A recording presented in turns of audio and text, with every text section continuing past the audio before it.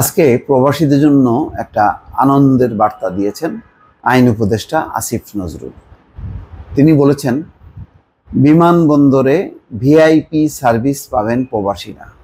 অসাধারণ একটা উদ্যোগ আয়োজন। দেখেন, রাজনৈতিক সরকারের কিন্তু এই ধরনের উদ্যোগ আয়োজন করা উচিত ছিল, কেন তারা হলো জনপ্রতিনিধি, তারা নাকি খুব জনগণের দুঃখ কষ্ট বোঝেন। তো আমাদের দুর্ভাগ্য যে এমন সব জনপ্রতিনিধি যাদের কোনো ভোটই লাগে না, জনগণের কোনো মতামতই লাগে না। তো এই দুর্বৃত্তরা যদি জনপ্রতিনিধি নাম ধরে আসে তো কি হয়? তাই হয়। আমাদের দেশের প্রেক্ষিতে চিন্তা করেন যে আমাদের এয়ারপোর্টগুলো সচল রাখছে কারা? আমরা কয়জন যাতায়াত করি? বেশিরভাগই তো হচ্ছে প্রবাসী এবং কর্মজীবী মানুষ। মিডিল ইস্টে শহর, ইউরোপ, আমেরিকা সব মিলায় যদি ধরেন, প্রবাসী শ্রমিক এবং প্রবাসী, তো তাদেরকে আপনি যদি ভিআইপির মর্যাদা দেন, তাহলে আপনার কি কি ক্ষতি হবে আর কি কি লাভ হবে হিসাব করেন। কোনো ক্ষতি নেই। লাভ যেটা হবে, প্রবাসীরা নিজের দেশে ঢুকে তারা নিজের দেশটাকে ওন করবে। তখন আপনি বিদেশে যে আপনার 1.5-2 কোটি প্রবাসী আছে, ওদের কাছে যদি বলেন যে তোমরা বৈধ চ্যানেলে রেমিটেন্স পাঠাও, তোমরা আমাদেরকে এই সহযোগিতা করো, এটা করো, ওইটা করো। দেখেন না, বাংলাদেশে আমি নিজেও অনেক টেলিফোন রিসিভ করেছি। বাংলাদেশে কোনো মানুষের সাহায্যের জন্য হয়তো আমি একটা মানুষের ফ্যামিলির দুঃখ কষ্ট বর্ণনা করে আমি বললাম, প্রচুর টেলিফোন পাই যে ভাই আমি টাকা পাঠাতে চাই, আপনার কাছে পাঠালে কি আপনি পৌঁছে দিতে পারবেন?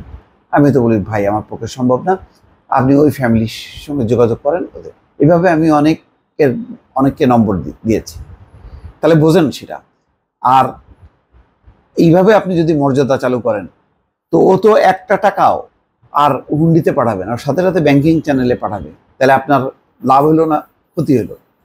আপনাকে দেখতে হবে তো যে আপনার এয়ারপোর্টটা কারা ব্যবহার করে। আপনার এখান থেকে যে ফ্লাইটগুলো যায় উড়োজাহাজে, ওই যাত্রীদের কত ভাগ হলো ট্যুরিস্ট, আপনার আমার মতন না। তার 80-90% হচ্ছে তারা প্রবাসী এবং প্রবাসী শ্রমিক। তাহলে তাদের জন্য যদি আপনি করেন, তাদেরকে যদি বাংলাদেশের মূলধারার সাথে যুক্ত রাখেন, তাহলে আপনার দেশ লাভবান হবে। এই চিন্তাটা আজকে কারা করছে? অন্তর্বর্তী সরকার, যার প্রতিফলন ঘটলো আসিফ নজরুলের বক্তব্যের মধ্য দিয়ে। আচ্ছা, এবার শুনি উনি কি বলছেন। বলছেন, প্রবাসী কর্মীদের জন্য দেশের বিমানবন্দরগুলোতে ভিআইপি সেবা চালুর পরিকল্পনার কথা জানিয়েছেন প্রবাসী কল্যাণ ও বৈদেশিক কর্মসংস্থান উপদেষ্টা আসিফ নজরুল। তিনি আবার এই প্রবাসী মন্ত্রণালয়েরও উপদেষ্টা।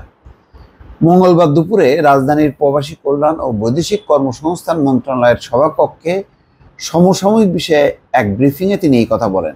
আসিফ নজরুল বলেন, দেশের বিমানবন্দরে সেবার মানোন্নয়ন ইতিমধ্যে করা হয়েছে। আরেকটি সেবা যেটা আমরা চালু করতে যাচ্ছি সেটা হচ্ছে বিমানবন্দরে রেমিটেন্স যোদ্ধারা দেশে আসলে ভিআইপি সেবা পাবে। একজন ভিআইপি এয়ারপোর্টে যে সব সুবিধা পান, লাউঞ্জ ব্যবহার ছাড়া আমরা সবই করার সুযোগ দেবো। লাউঞ্জটা একটা ছোট থাকে, ওটা সম্ভব না যে পরিমাণ আমাদের প্রবাসী কর্মীরা আসা যাওয়া করে। তো লাউঞ্জ দরকার নেই ভাই, তাদেরকে কিছু না, হাসি মুখে সুন্দর ব্যবহার করে তাদের পাসপোর্টটা নিয়ে তাড়াতাড়ি তাদেরকে ডিসপাস করা, মালামালগুলি নিয়ে হাত তুলে দিয়ে একটা যদি থ্যাঙ্কস দেওয়া হয়, এতেই তারা সন্তুষ্ট, আর বেশি কিছু চায় না তারা।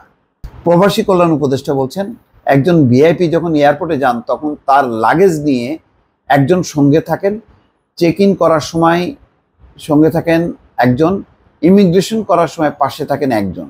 প্রাথমিকভাবে আমরা মধ্যপ্রাচ্যের কর্মীদের টার্গেট করেছি, ইউরোপের কর্মীদের পরে করব।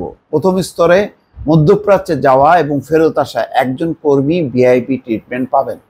বুঝতে পারছেন? প্রায়োরিটিটাও দেখেন কত চমৎকারভাবে। যে মধ্যপ্রাচ্যটা আমার হলো আগে, কেননা তারা যায় যেটা, তারা তো ওখানে সঞ্চয় করার তাদের কোনো সুযোগ নেই, তারা পুরো টাকাটাই পাঠায়। তাহলে সেই মানুষটাকে আপনি বিনিয়োগ করবেন না কেন? আপনার কি এমন খরচ হবে?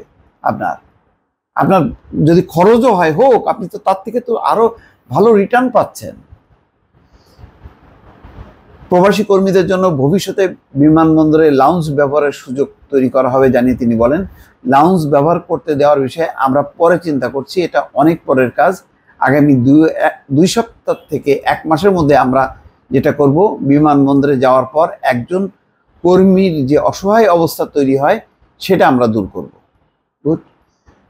কর্মী কোন গেট দিয়ে প্রবেশ করবেন, চেক ইন কীভাবে করবেন, ফর্ম পূরণ করা লাগলে কিভাবে করবেন, ইমিগ্রেশনে কোনো কাগজ চাইলে কিভাবে সেটা করবেন, এসব কাজে নিয়োজিত থাকবে বিমানবন্দরের প্রবাসী কল্যাণ ডেস্ক। সেটা আছে আমাদের অকার্যকর। দরকার পড়লে আউটসোর্সিং এর মাধ্যমে ট্রেনিং দিয়ে নতুন লোক নিয়োগ করব। ভালো উদ্যোগ। আগামী 2 সপ্তাহ থেকে 1 মাসের মধ্যে এই পরিকল্পনা বাস্তবায়ন করা হবে জানিয়ে তিনি বলেন, একজন প্রবাসী যেন কোনো অবস্থায় এয়ারপোর্টে হয়রানির শিকার না হয়, অপমানিত বোধ না করেন, এই ব্যাপারে আমাদের জিরো টলারেন্স থাকবে। আমরা অবশ্যই এটা নিশ্চিত করে ছাড়ব। গুড। আমরা তো এটাই চাই।